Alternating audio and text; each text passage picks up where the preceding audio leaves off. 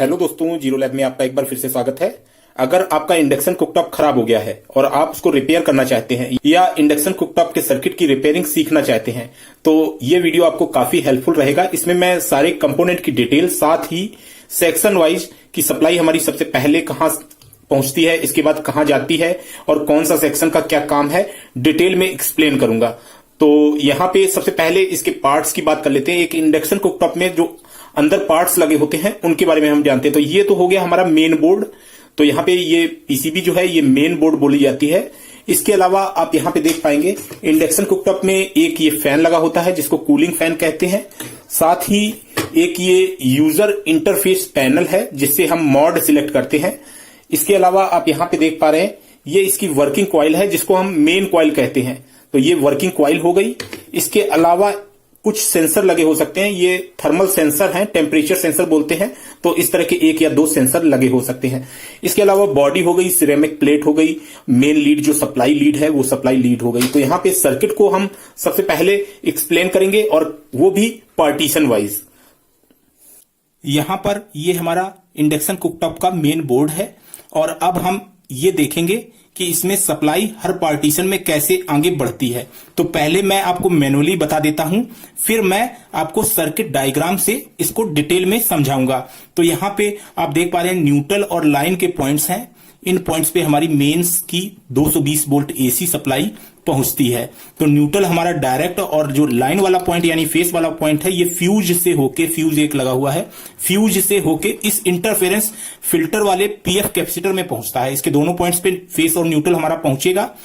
इसके बाद ये सप्लाई हमारी आगे बढ़ के हमारे ब्रिज रेक्टिफायर, ये जो आप देख पा रहे हैं यहां पे ये ब्रिज रेक्टिफायर है, तो इस ब्रिज रेक्टिफायर के एसी पॉइंट पे पहुंचता है।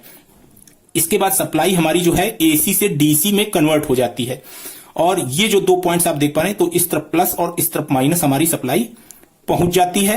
और इसके बाद यहां पे आगे एक ये कैपेसिटर लगा हुआ है। तो यहां पे दो तरह के कैपेसिटर हैं, आपको ध्यान देना है कि दोनों कैपेसिटर में बहुत बड़ा डिफरेंस है। मैं अभी आगे आपको डिटेल में एक्सप्लेन करूंगा।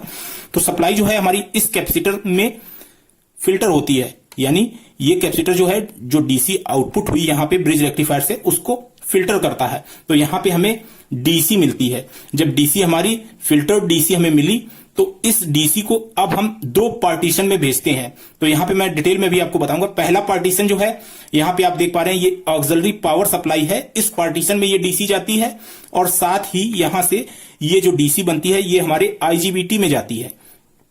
तो ये आईजीबीटी वाला सेक्शन अभी छोड़ देते हैं, पहले ऑक्सिलरी पावर सप्लाई को समझते हैं। यहां पे जिस तरीके से हमारे एसएमपीएस सर्किट होते हैं जैसे मोबाइल चार्जर वगैरह, तो उसी तरीके से यहां पे ये एक सर्किट बना हुआ है जो कि 18 वोल्ट और 5 वोल्ट या 18 वोल्ट और 3.3 वोल्ट आउटपुट करता है। तो यहां पे ये सप्लाई जो है हमारी 18 वोल्ट और 5 वोल्ट बन गई। इसके बाद ये जो सप्लाई ऑक्सिलरी सप्लाई है ये सप्लाई हमारी आगे काम कहां आती है, एमसीयू में। एमसीयू यानी माइक्रो कंट्रोल यूनिट में। तो ये माइक्रो कंट्रोल यूनिट है यानी इसका माइक्रो प्रोसेसर है, यहां पे ये सप्लाई पहुंचती है। और फिर यहां पे सारा जो प्रोसेस है वो अलग अलग भागों में बढ़ जाता है। जैसे ये हमारे आईजीबीटी के गेट का ड्राइवर का जो सप्लाई है उसको प्रोवाइड करता है। साथ ही यहीं से हमारे डिस्प्ले को ऑपरेट किया जाता है। यूजर इंटरफेस पैनल जो है आगे जहां पे हम मॉड सिलेक्ट करते हैं उसके लिए भी यहीं से पावर सप्लाई जाती है। साथ ही जो फैन इसमें लगा होता है, फैन को कंट्रोल भी यहीं से एमसीयू से किया जाता है। प्लस बजर को भी यहीं से कंट्रोल होता है। और साथ ही हमारा टेम्परेचर सेंसर से सेंस किया हुआ सिग्नल भी हमारा एमसीयू में पहुंचता है, उसी हिसाब से फ्रीक्वेंसी आगे जनरेट होती है।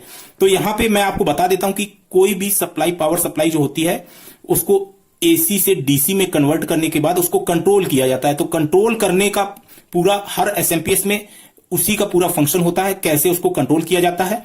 तो यहां पे ये भी एक एसएमपीएस है, ये भी एक जैसे हमारे SMPS adapter, SMPS charger, mobile charger, उसी तरीके से ये भी एक एसएमपीएस सर्किट है। और बड़ी आसानी से आप इसको समझ पाएंगे अगर आपने पिछले वीडियो मेरे एसएमपीएस से संबंधित, जो एसएमपीएस पावर सप्लाई से संबंधित मैंने अपलोड किए हैं, अगर उनको आपने देखा होगा।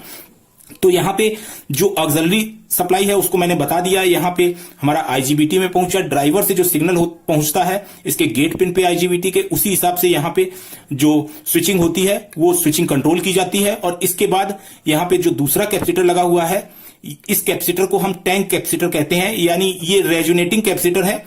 तो इस कैपेसिटर और इसी के पैरेलल में हमारा जो वर्किंग कॉइल है वो लगा होता है। तो वहां पे जो सप्लाई है वो पहुंचती है और ईडी करंट के कारण हमारा जो बर्तन है वो गर्म होता है और इससे हम उपयोग कर पाते हैं।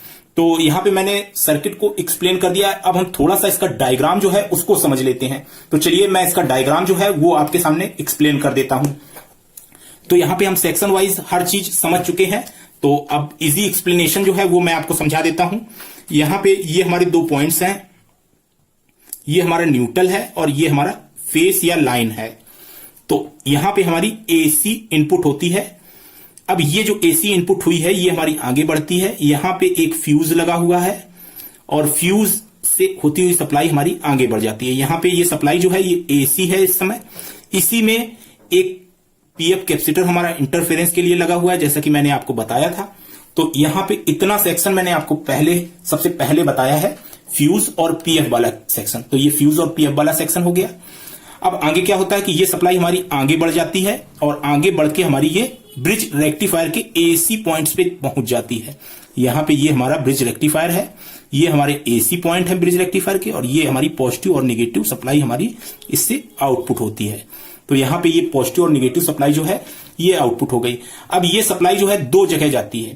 पहला ऑक्सिलरी पावर सप्लाई बनाने के लिए और दूसरा जो मेन हमारा इंडक्शन के लिए रिस्पॉन्सिबल सर्किट जो है आईजीबीटी और टैंक कैपेसिटर उसके लिए जाती है। तो यहां पे सबसे पहले हम ऑक्सिलरी पावर सप्लाई यहां पे एक बना लेते हैं। एक सर्किट मैं यहां पे आपको बना देता हूं। ये हमारा ऑक्सिलरी पावर सप्लाई का सेक्शन है। इसमें कुछ कंपोनेंट्स लगे हुए हैं, जैसा कि आपको मैं दिखा देता हूं। यहां पे इंडक्टर, एक 7 लेग की आईसी और भी कुछ कंपोनेंट्स लगे हुए हैं। तो ये कंपोनेंट्स जो है ये ऑक्सिलरी पावर सप्लाई जो है ये प्रोड्यूस करते हैं। तो यहां पे जब पॉजिटिव और निगेटिव हमारी पहुंचती है, और ये जो पॉजिटिव निगेटिव पहुंचेगी ये कितने वोल्ट होती है, ये लगभग 300 वोल्ट के करीब होती है, 300 वोल्ट डीसी होती है। साथ ही यहां पे एक कैपेसिटर और लगा है, जैसा कि मैंने आपको बताया था, पीएफ कैपेसिटर है जो कि फिल्टर का काम करता है। ये पीएफ कैपेसिटर जो है ये 5 माइक्रोफैरड का पीएफ कैपेसिटर है, जो कि 275 वोल्ट एसी में काम करने वाला कैपेसिटर है। इस कैपेसिटर को मैं अभी आपको डिटेल में बताऊंगा। ये जो कैपेसिटर है ये हमारा टैंक कैपेसिटर है। तो यहां पे सप्लाई जो है डीसी सप्लाई हमारी ऑक्सिलरी पावर सप्लाई सेक्शन में गई और यहां से हमारी पावर सप्लाई जो है एक तो 18 वोल्ट बनी और दूसरी पावर सप्लाई हमारी 5 वोल्ट या 3.3 वोल्ट बनती है। तो इसमें भी मैं आपको दिखा देता हूं कि इसमें जो ट्रांसफार्मर लगा हुआ है, छोटा सा आप देख पा रहे हैं इंडक्टर ट्रांसफार्मर। इस ट्रांसफार्मर में 2 ही पॉइंट है, यानी इससे सप्लाई सिर्फ 18 वोल्ट ही आउटपुट हो रही है और उस 18 वोल्ट से हमें 5 वोल्ट निकालने के लिए यहां पे एक वोल्टेज रेगुलेटर लगा हुआ है 78L05 का, यानी ये छोटा वोल्टेज रेगुलेटर है। आपने बड़ी वोल्टेज रेगुलेटर आईसी देखी होंगी, वो 1 एम्पियर तक का करंट जो है आउटपुट करती है, जबकि इस तरह के छोटे ट्रांजिस्टर जो है, इस तरह के वोल्टेज रेगुलेटर जो होते हैं, ये 200 मिली एम्पियर तक का आउटपुट करंट जो है वो प्रोवाइड करते हैं। यहां पे कम करंट की ही हमको जरूरत है, हमें यहां पे एमसीयू और जो इसमें लगा हुआ फैन है उसके लिए सप्लाई चाहिए। तो यहां पे छोटा सा इंडक्टर ट्रांसफार्मर यूज किया गया है और जो ड्राइवर की सप्लाई है वो 5 वोल्ट यहां से आउटपुट हो उसके लिए यहां पे वोल्टेज रेगुलेटर लगा दिया गया है और इससे हमारा ये एमसीयू कंट्रोल होता है। तो यहां पे इतना हमने समझ लिया है। तो यहां पे 5 वोल्ट और 3.3 वोल्ट की ऑक्सिलरी सप्लाई जो है वो आउटपुट होती है। अब ये ऑक्सिलरी सप्लाई जो है ये हमारी कहां जाती है, ये हमारी जाती है एमसीयू में, यानी माइक्रो कंट्रोल यूनिट में। ये हमारा माइक्रो कंट्रोल यूनिट है मान के चलते हैं। तो यहां पे भी माइक्रो कंट्रोल यूनिट में भी कुछ कंपोनेंट लगे हुए हैं, जैसा कि आप देख पा रहे हैं ये कंपोनेंट, और इस साइड पे कुछ एसएमडी कंपोनेंट्स लगे हुए हैं, आपको मैं दिखा देता हूं। तो ये सारे कंपोनेंट जो है ये माइक्रो कंट्रोल यूनिट वाला सेक्शन है। तो अब हम इससे कौन कौन सी सप्लाई निकालेंगे और क्या क्या चीज कंट्रोल करेंगे ये देखते हैं। तो यहां पे सप्लाई जो निकलती है, एक सप्लाई इससे निकलती है आईजीबीटी गेट ड्राइवर के लिए।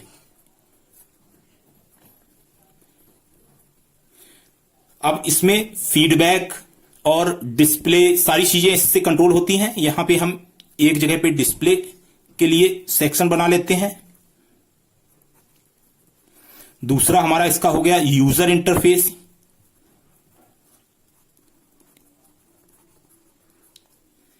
इसी के साथ यहां पे हम इससे फैन कंट्रोल करते हैं, साथ ही हम इससे बजर कंट्रोल करते हैं, और इसमें जो टेम्परेचर सेंसर है, टेम्परेचर सेंसर से सेंस किया हुआ जो सिग्नल है वो भी इसमें जाता है। तो इस तरीके से हमने एमसीयू को समझ लिया। अब हम जो टैंक कैपेसिटर है और जो हमारा आईजीबीटी सेक्शन है उसको देखते हैं। यहां पे आईजीबीटी के गेट पे ये गेट ड्राइवर सप्लाई हो गई। अब यहां पे हमारा जो आईजीबीटी है वो हम आईजीबीटी एक बना लेते हैं। यहां पे इस तरीके से आईजीबीटी को डिनोट कर लेते हैं। जैसा कि आप देख पा रहे हैं इस तरीके से हमने आईजीबीटी को डिनोट किया है। तो ये हमारा आईजीबीटी हो गया। अब यहां पे क्या है कि एक टैंक कैपेसिटर लगा हुआ है। इस तरीके से टैंक कैपेसिटर हमने मान लिया। ये जो कैपेसिटर है इसको भी मैं आपको बता देता हूं। ये जो टैंक कैपेसिटर होता है ये हाई वोल्टेज और हाई फ्रीक्वेंसी में काम करने वाला कैपेसिटर है। कैपेसिटर दोनों आपको एक से दिख रहे होंगे साइज में, लेकिन यहां पे ये 5 माइक्रोफैरेड का कैपेसिटर है जबकि ये 0.33 माइक्रोफैरेड का कैपेसिटर है। और ये जो कैपेसिटर है ये 275 वोल्ट एसी वाला कैपेसिटर है जबकि ये 630 वोल्ट एसी वाला कैपेसिटर है। यानी ये 1200 वोल्ट डीसी में काम करने वाला, 1200 वोल्ट डीसी में काम करने वाला कैपेसिटर है। तो यहाँ पे ये दोनों कैपेसिटर अलग अलग फ्रीक्वेंसी में काम करने वाले कैपेसिटर है। ये जो फ्रीक्वेंसी में काम करता है ये हमारा 50 या 60 हर्ट्ज की फ्रीक्वेंसी में काम करने वाला कैपेसिटर है, जबकि जो टैंक कैपेसिटर है ये 50 किलो हर्ट्ज तक की फ्रीक्वेंसी में काम करने वाला कैपेसिटर है। इसीलिए ये दोनों कैपेसिटर भिन्न है और एक दूसरे की जगह इस्तेमाल नहीं किए जा सकते हैं। तो यहाँ पे आपको ये चीज का विशेष ध्यान देना है। जो भी इंडक्शन के सर्किट होते हैं उसमें हाई फ्रीक्वेंसी में काम करने वाले कैपेसिटर का इस्तेमाल किया जाता है। तो यहां पे ये 50 किलो हर्ट्ज पर काम करने वाला पीएफ कैपेसिटर है, तो इसको हम टैंक कैपेसिटर कहते हैं। तो यहां पे ये हमारा टैंक कैपेसिटर हो गया। टैंक कैपेसिटर के पैरेलल में ही हमारा जो मेन कॉइल है, वर्किंग कॉइल, ये इसके पैरेलल में ही लगी होती है। साथ ही ये हमारे आईजीबीटी के साथ इस तरह से कनेक्ट हो गई। और इसका जो दूसरा पॉइंट है ये हमारा डायरेक्ट प्लस के साथ कनेक्ट हो जाता है। यहां पे ये जो है ये वाला पॉइंट ये हमारा ग्राउंड के साथ कनेक्ट हो गया, यानी माइनस के साथ कनेक्ट हो गया। यहां पे हमारी जो गेट ड्राइवर सप्लाई है वो हमारी यहां पे पहुंचती है गेट पिन पे, और जैसा यहां से सिग्नल जाता है उसी हिसाब से यहां पे स्विचिंग होती है। तो ये चीज मैंने आपको बता दी है। यहां पे बता दिया है कि ये पॉजिटिव हमारा डायरेक्ट यहां से यहां जुड़ गया, निगेटिव हमारा यहां से जुड़ गया, और आईजीबीटी हमारा स्विचिंग करेगा तब ये हमारी निगेटिव इस पॉइंट पे पहुंचेगी। और ये जो कैपेसिटर है ये रेजोनेट करेगा उसी हिसाब से, जिस हिसाब से स्विचिंग होगी उसी हिसाब से ये रेजोनेट करने लगता है, और जिससे कि हमारी वर्किंग कॉइल में इंडक्शन हीटिंग का जो प्रोसेस है वो पूरा होता है। यहां पे ये हाई फ्रीक्वेंसी में स्विचिंग करता है, जिसकी वजह से जब हम इस पे लोहे का बर्तन रखते हैं तो उसमें हाई फ्रीक्वेंसी की वजह से जो करंट दौड़ता है उसमें ईडी करंट उत्पन्न होता है, जिससे बर्तन जो है हमारा गर्म होता है। तो यहां पे अगर हम बात करें कि यहां पे अगर हम इस पे कोई दूसरा बर्तन रखें, लोहे का ना रखें, तो क्या होगा? अगर हम कॉपर या एल्युमिनियम का बर्तन रखते हैं तो ईडी करंट नहीं पैदा होगा। यहां पे लोहे के बर्तन में ही ईडी करंट पैदा होगा। तो यहां पे मैंने आपको इंडक्शन कुकटॉप का जो मेन बोर्ड है उसको पार्टीशन वाइज एक्सप्लेन किया है। कुछ इंडक्शन हीटिंग सर्किट में एक से ज्यादा भी आईजीबीटी यूज होते हैं, जैसे हाफ ब्रिज आईजीबीटी वाला इंडक्शन हीटिंग सर्किट या फुल ब्रिज आईजीबीटी वाला इंडक्शन हीटिंग सर्किट। तो फुल ब्रिज में 4 आईजीबीटी लिए जाते हैं। ज्यादा पावरफुल जो इंडक्शन कुकटॉप होते हैं उनमें फुल ब्रिज का इस्तेमाल या हाफ ब्रिज का इस्तेमाल किया जाता है। तो उम्मीद करता हूं कि ये वीडियो जो है ये आपको काफी हेल्पफुल रहेगा, और मैं आगे इंडक्शन हीटिंग सर्किट जो है उनकी जो टाइप्स हैं उन पे एक्सप्लेनेशन का एक वीडियो जल्द ही अपलोड करूंगा। तो आज के वीडियो में इतना ही। Thanks for watching, have a nice day.